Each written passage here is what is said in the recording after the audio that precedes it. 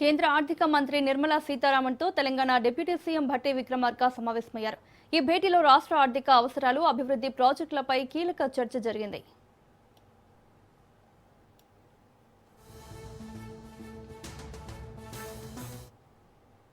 తెలంగాణకు అదనంగా సుమారు 5,000 కోట్ల రూపాయల ఆర్థిక సహాయం అందించాలని డిప్యూటీ సీఎం భట్టి విక్రమార్క కేంద్రాన్ని కోరారు. అలాగే ఎస్ఈఏసీఐ కింద ప్రత్యేక ఆర్థిక సహాయం ఇవ్వాలని విజ్ఞప్తి చేశారు.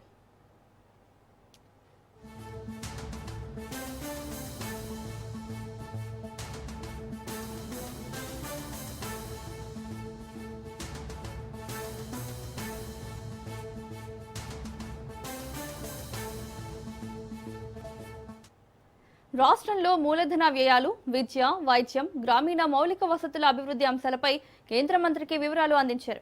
విదేశీ సహకార ప్రాజెక్టులకు ఎఫ్ఆర్బిఎం పరిమితుల నుంచి మినహాయింపు ఇవ్వాలని భట్టి విక్రమార్క కోరారు. రాష్ట్ర ప్రభుత్వం అమలు చేస్తున్న సంక్షేమ కార్యక్రమాల వివరాలను కూడా కేంద్రానికి వివరించారు.